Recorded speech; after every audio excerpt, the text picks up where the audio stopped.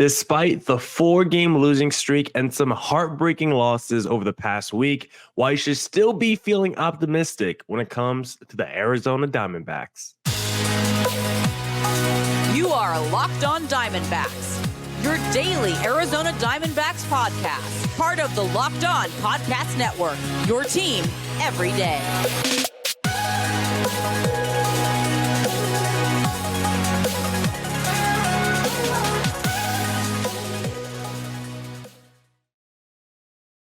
Welcome into the Locked On Diamondbacks podcast, part of the Locked On Podcast Network, your team every day. You're listening to who? Your charismatic host of this podcast, Millard Thomas. I'm a multimedia journalist and I'm a graphic designer, so please go check out my website, millardthomas24.myportfolio.com to see all of my latest work. I know the Dbacks are on a little losing streak right now where they had some heartbreaking losses, but I'm still feeling optimistic about this team despite what we saw over the last few days. And we're going to be talking about that optimism on today's podcast, plus some areas that the Dbacks need to clean up before they start their next series, and why it's never too late to upgrade your roster. So we'll be talking about all that on today's Locked On Diamondbacks podcast.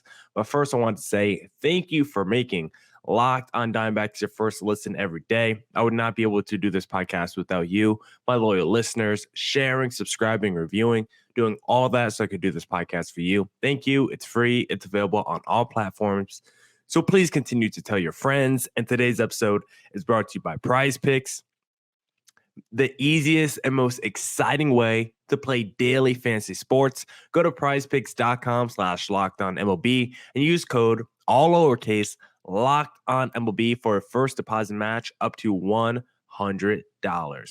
But now let's get into the podcast and talk about why there's still room for optimism despite the 4-game losing streak that we just saw from the Dbacks. Because the reason why I still feel good about this team, of course, there's a lot of reasons. Of course, it's still early in the season, but specifically pertaining to what we just saw over the last week, the reason why that losing streak hasn't got me in the dumps at all, hasn't, taken me on the downturn of the emotional roller coaster, is because I felt like a lot of that losses during that losing streak, outside of maybe the finale against the Braves, but going back to the Yankees finale in the first 2 games of the Atlanta series, I feel like this losing streak was, 90% self-inflicted.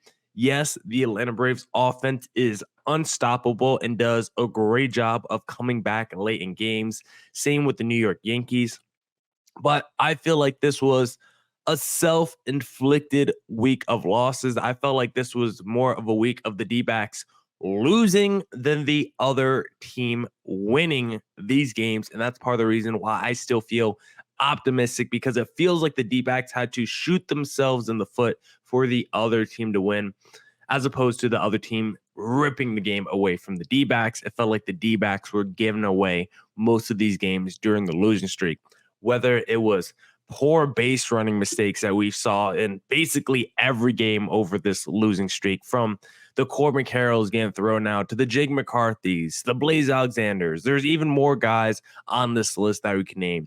There was some awful bullpen decision making. I mean, we of course know about that Yankees finale that led to the Scott McGough AB at the end. And then there was some really questionable bullpen decision making in terms of who to call out from the bullpen at certain times, right? When it comes to the Miguel Castros of the world, why is he pitching so much in high leverage moments? So the bullpen decision-making from Torey Lovullo this past week, I mean, it was a tough week for Torey Lovullo. He didn't do his best job. The base running on the bases, that wasn't very good. The bullpen itself just never being able to step up, like no matter really who Torey Lovullo threw out there, a lot of them weren't able to step up to the plate. Like even the Kevin Ginkles of the world, who we really trust in the back end of the bullpen, he hasn't had a good start to the season either. So not like there's great options in the back end of the bullpen right now. So when I look at the D-backs games this last week, it feels like the D-backs had winnable game after winnable game the past few days. And it feels like it was the D-backs who shot themselves in the foot. That's why I'm not completely worried. The D-backs were doing this also against some of the best teams in Major League Baseball, right? It wasn't like they were blowing these games against the Colorado Rockies or the Pittsburgh Pirates. Like, they were taking these commanding leads against the New York Yankees and against the Atlanta Braves, who is arguably the most loaded team in Major League Baseball. I think it's part of the reason why I actually feel more justified, despite the D-backs having a losing streak. I could almost make the argument that I feel justified that the D-backs are a good team as opposed to the vice versa, because when you look at their opponents this past week and some of the commanding leads that they took early in the games, like the D-backs in 3 of the 4 games were taking big leads early. The D-backs are the best team in baseball when it comes to scoring in the first inning. They've already done it, I think, 7 times this season. I don't think any other team has done it more than 2 or 3 times yet this year. Like, this D-backs team likes to start the game with a thump. That's what they were able to do against the Yankees and the Braves, but then mistakes kick in, low IQ baseball in high leverage moments, and it's the D-backs who end up killing themselves in these games. And so that's why I'm like, I still feel optimistic about this team. I still feel like you could even use this losing streak to justify that the D-backs are a good team, because they did so many things right in this series. When you look at the first few innings from an offensive standpoint, the starting pitching wasn't even that bad. Fought, he was pretty shaky, but he had his moments. I thought he battled through, but it wasn't an overall great game by Fought. Was a good game by Ryan Nelson in the finale. I don't think the starting pitching was a huge problem the last few days. It was more of the bullpen, but at least the offense, once again, just looks absolutely elite. Like, the offense is arguably one of the best in baseball right now. When you look at the average, the OPS, the runs scored, like, this offense has been putting in work. So over the last week, the offense has been able to look good. The starters have been fine. It's been some of the base running mistakes. It's been the bullpen at the back end of the games. And you know what else it's been? It's been the lack of overall health for this D-backs team. It's not an excuse to say this team would be better if they were fully healthy, right? Geraldo Perdomo is going to be out a few weeks, so you're relying on Blaze Alexander, who I like a lot, but he's still just a rookie. And we saw some rookie mistakes in this Atlanta Braves series, right? He had a meltdown in, what was it, Friday's game, I believe, with some defensive mistakes late in that game. He's still young. He's still working on his stuff and developing. Paul Sewald, he's been out a few weeks. The D-backs have been absolutely awful in save situations. Imagine if everyone was slotted just one spot below. Not Kevin Ginkel coming out in the 9th, but Kevin Ginkel coming out in the 8th. Ryan Thompson coming out in the 7th. Sewald as your closer. The bullpen would be so much better and stable if Sewald was healthy. You wouldn't be seeing the Tommy Henrys and the Ryan Nelsons of the world against the Braves and the New York Yankees if you had a fully healthy rotation with Jordan Montgomery and Erod in the mix. So for this D-backs team, they're still not even fully healthy yet. The offenses look good. There's been some really good takeaways that you can say about this team so far through the first couple weeks of the season, but they're also a team that's not healthy at all. That's why when I look at a losing streak like this, where every game was so winnable, and it's mostly the D-backs killing themselves, that's why I'm not going to get down in the dumps. I still think this is a team that we should feel super optimistic about. They just have to play smarter baseball, get better at the base running, do higher IQ baseball when it comes to your defense later in games as well. Better bullpen play we need as well. Better decision making when it comes to the bullpen. So stuff that I think is all fixable and easy to clean up. And I think the D-backs will clean it up. And then eventually the D-backs will get healthy as well. So even though it doesn't look the best right now for the D-backs, they're still 4-4. Excuse me, they're 4-6 on the season. Yes, there are a couple games below 500, but I'm not worried at all. And I don't think D-backs fans should be worried at all. Let this team clean up their mistakes. Let this team get healthy, and then let's reevaluate after that. Now we'll talk about some of the biggest areas that the D-backs do need to clean up, if they want to become a true playoff contender. But before we get into those areas, I first want to talk to you guys about Prize Picks, because if you're trying to win some money, then why not play on the best daily fantasy sports app, which is Prize Picks, of course. Spring training is over and baseball season is officially underway. Don't miss your chance to add your favorite players from the diamond in your Prize Picks entries. Whether it's strikeouts, RBIs, or first inning runs, take your pick of more or less and add them to your Prize Picks entries today. Get in on playoff action and win up to 100 times your money on Prize Picks as you and the world's best players take the game to a new level during basketball's postseason. I like to do Prize Picks. I like to take LeBron, I like to do the points, the rebounds, and if that wins, I love seeing money hit my account. And if you want to see money hit your account, then why not go to Prize Picks, download the app today, and use code LOCKEDONMLB for a first deposit match up to $100. Prize Picks, pick more, pick less. It's that easy.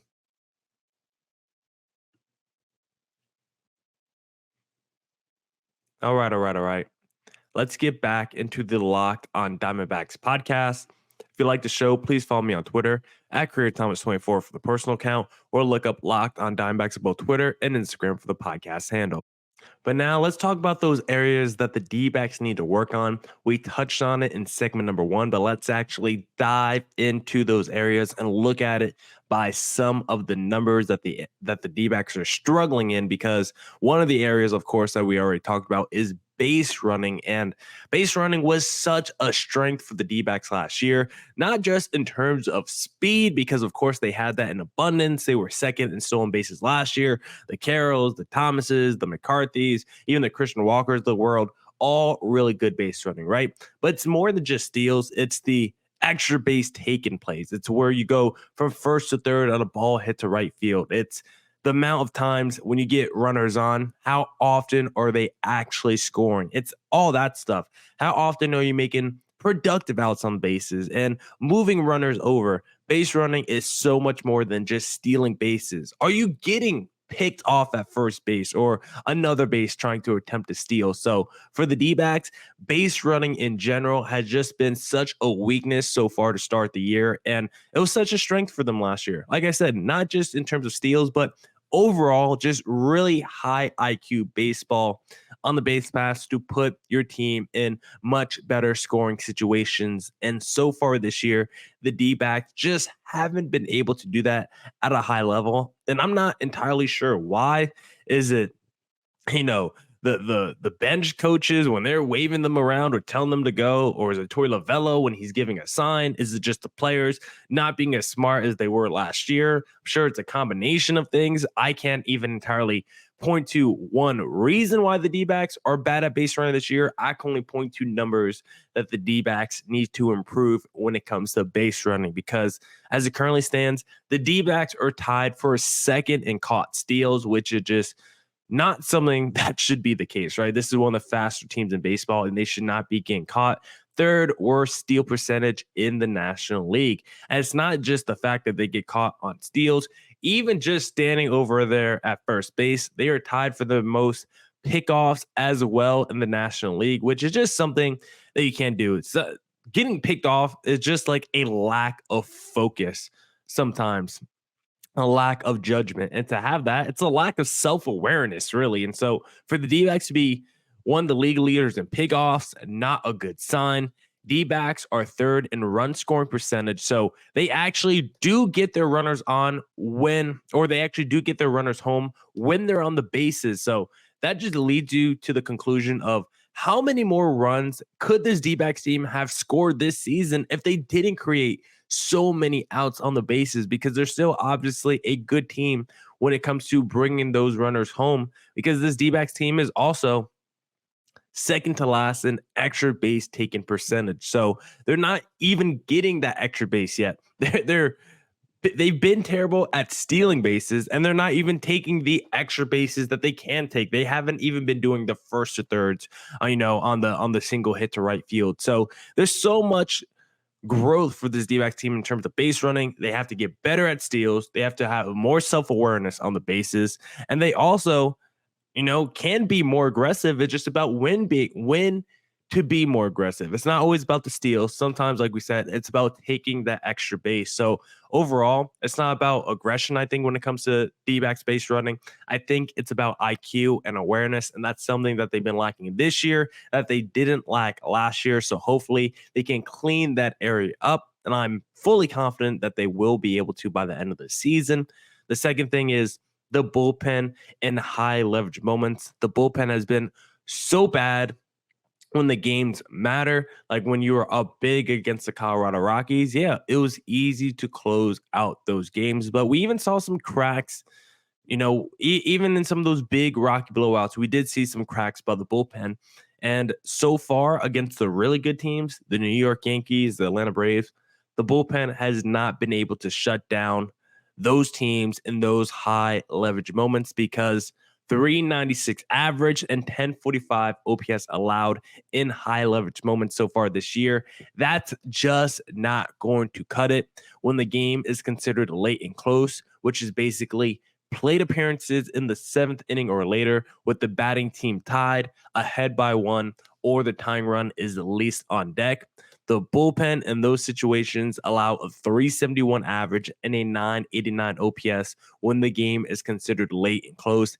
This is not a clutch bullpen, and it makes sense, right? When you don't have your closer, everyone else has to step up essentially an inning. Essentially, the leverage index gets a little bit more tough for everyone else when your closer is not in. And I think we're starting to see the cracks in that. Maybe Kevin Ginkel shouldn't be the closer. Maybe he's just an elite setup man. We know Miguel Castro should not be in a setup role. Unfortunately, we've seen him there a couple times so far this season. So D-backs need to get better in the back end of the bullpen. 6.75 ERA in save situations. They were never able to stop the Atlanta Braves at all. Whenever the D-backs had their big runs in these games, like you were up 6-0 on Saturday, bullpen and I guess the starting pitching not able to shut down the Braves like we needed to. Need to be better in those high leverage moments if you're this D-backs bullpen, especially late in games, have to shut down opposing teams. Corbin Carroll, he needs to wake up. He's the D-backs best player. He's the D-backs most dynamic athlete. D-backs offense, like we've talked about, probably top 2 in the National League right now, right there with the Atlanta Braves. And that's without Corbin Carroll That's without Corbin Carroll being able to do really anything right offensively. The only thing he has been able to do right so far this year is have really good plate discipline. Only 1 strikeout on the season for Corbin Carroll with a whole bunch of walks, 7 walks on the season. So he's been able to get on base and he's not striking out at all. So he's seeing the ball well. The issue for Corbin Carroll is he's just not making contact at all. He only has 2 hits on the season against right-handed pitching. Again, right-handed pitching. He struggled against lefties last year. Now lefties are his strength. It's righties that Corbin Carroll is struggling against. Hasn't come through this year with runners in scoring position. Been bad in that area. He only has 1 hit against a reliever this year, against a bullpen this year. Corbin Carroll has not been good when starters have come out the game. Look at the hard contact stats, exit velocity, hard hit percentage, all really bad for Corbin Carroll. Look at the base running. He's been caught twice already so far this year. I think he was only caught like 4 times all of last season. So Corbin Carroll is just not playing like himself. And I don't know why. He just needs to pick it up. Could it be the year 2 sophomore slump? Maybe. He's hitting the ball on the ground way more than he used to. Probably needs to elevate his swing a little bit more, have a little bit more upward trajectory, get the ball on the sweet spot of the bat a little bit more, not barreling up as much as he used to. But overall, Corbin Carroll just needs to make better contact. I think he's seeing the ball well. He's just not getting the bat to the ball. And eventually, I think that will come.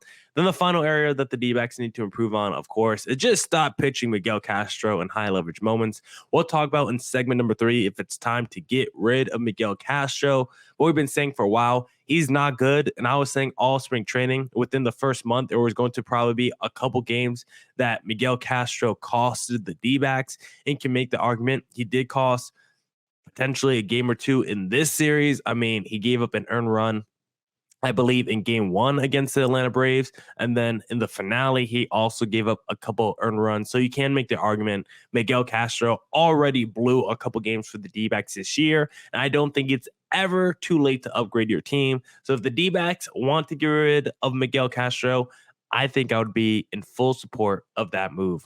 But we'll be talking about how the D-backs can upgrade their team in segment number 3.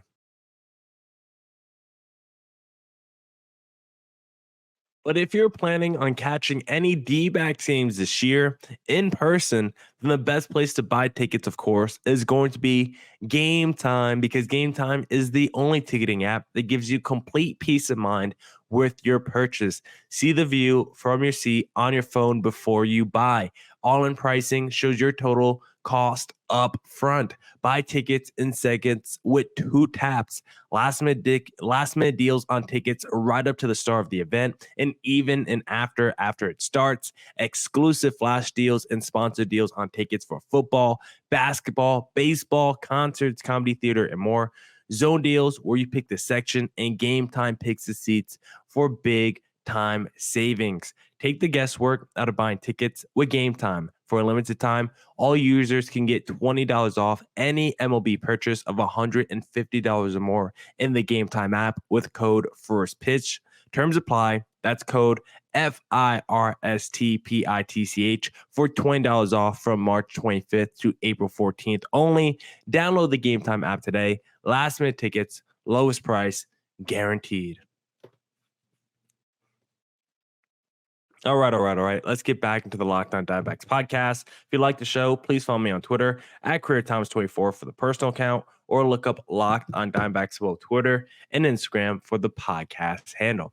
But now let's get back into the podcast and let's discuss if it's too early or not for the D-backs to upgrade their roster and change around their team just a little bit, because with some injuries to this roster and some poor play from the bullpen, I'm wondering if it's already time for the D-backs to start thinking about making some upgrades, because a guy like Geraldo Perdomo, he's going to be out a few weeks. That means that left side of the infield, shortstop is going to be Blaze, Jace, and Kevin Newman, with, of course, the Jaces and the Newmans being more bench options. We should see more Blaze, but of course, whenever there's a righty on the mound, we will probably see Jace Peterson in the lineup. So we will see a lot of Blaze and Jace. I think Blaze and Jace as the 2 shortstop, and then we'll see how much Kevin Newman mixes in as well as the 3rd option. But if I'm honest, I really do not like the options after Blaze Alexander. I strongly dislike Jace Peterson and Kevin Newman. Unfortunately, I know Jace can play a ton of positions. I just don't think he's very good. Same with Kevin Newman. I wish Jordan Lawler was healthy right now, because this would have been the perfect opportunity for Lawler if he was healthy. Yes, he's a righty. Same with Blaze Alexander, but I would have just much preferred Blaze and Lawler as your 2 options for shortstop than Blaze and Jace Peterson or whatever, or just put Jordan Lawler in that 3rd option spot instead of Kevin Newman. Obviously, the D-backs want to give Jordan Lawler everyday opportunities, so maybe they wouldn't have even done that if Lawler was healthy. I just much would have preferred Lawler over Newman or Jace Peterson as my 2 options. I just think you have a much higher ceiling with Blaze and Lawler as your 2 options for shortstop. But regardless, your options right now are probably going to be Blaze, Newman, and Jace Peterson as your shortstop options. There's not really much better options for the left side of your infield in the minor leagues either. When you look at Reno, at least, the AAA team, those are basically your best options for the left side. There's no Buddy Kennedys in Reno, so you're probably going to have to ride with the Blaze, Newman, Jace trio for your shortstop position going forward. But I do want to throw out this potential idea, because I think I would actually prefer doing this as opposed to keeping a Kevin Newman on the bench, because Newman as just your 3rd option for shortstop, I think I would much rather have someone with a little bit more upside. That's why I'm like, is it a bad idea if the D-backs want to call up a little Tristan English and maybe keep him on the bench? Kevin Newman, if he's just going to be a 3rd option at shortstop, I just don't think he offers much offensive value, and defensively, he's average at best.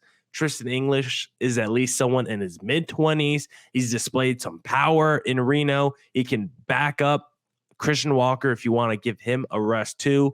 Blaze and Jace are going to be your platoon at shortstop. So if you're just talking about a third option that you need as a backup infielder, I think I would much rather go with Tristan English than a Kevin Newman, because I think Newman just offers me nothing from both an offensive and defensive standpoint. And then when I look at the bullpen, like we talked about, I don't think it's ever too late to DFA Miguel Castro and upgrade that position. And if you want to keep a hard-throwing righty, why not look at a Justin Martinez in AAA, who has been off to a really, really strong start to the season?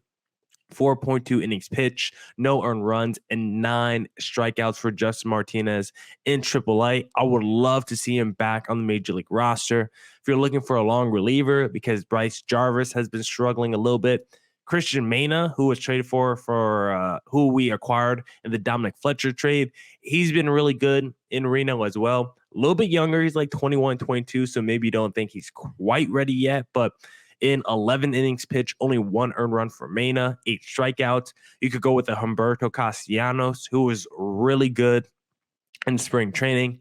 5 innings, 1 earned run, 8 strikeouts so far in AAA as well. Those are a couple options for long relievers. If you think a guy like Luis Frias has been that good either, maybe you want to upgrade him. You could add a third lefty in the bullpen.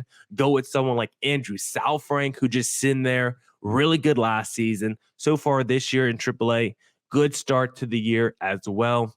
I just had his numbers. Oh, here they are. Sal Frank so far in AAA, 4 innings pitched, no earned runs, 3 Ks. So I'm in full support of the Dbacks rearranging their bullpen if they feel like it's necessary. I'm pro cutting Miguel Castro. Then if you want to rearrange some of the other guys and test out the Justin Martinez's, the Castellanoses, the Menas of the world, the Sal Franks, maybe, send down a Frias or a Bryce Jarvis, like, I'm in full support of all of it, because I don't think it's ever too early to upgrade your team. And with the Dbacks in win now mode, they're going to try and put the best team on the field as possible every single day. And right now, I don't think you can do that if a guy like Miguel Castro is in your bullpen. So for the Dbacks, never too early to upgrade your team. Now, that's it for this edition of the Locked on Diamondbacks podcast. D-backs take on the Colorado Rockies next, so we'll be on the lookout for some big wins against another bad opponent in the Colorado Rockies, but I don't care if the D-backs get back on track and sweep the Rockies. That's all we'll talk about. We'll just talk about it from a positive standpoint and not talk about it from a standpoint of, oh, you just beat the Colorado Rockies, one of the worst teams in baseball. I don't care about that. The D-backs get back on track and look good. That's all that matters to me. So hopefully they do that against the Colorado Rockies this week. Come back tomorrow for more Diamondbacks news coverage and insight. And as always, stay safe, stay healthy. Deuces.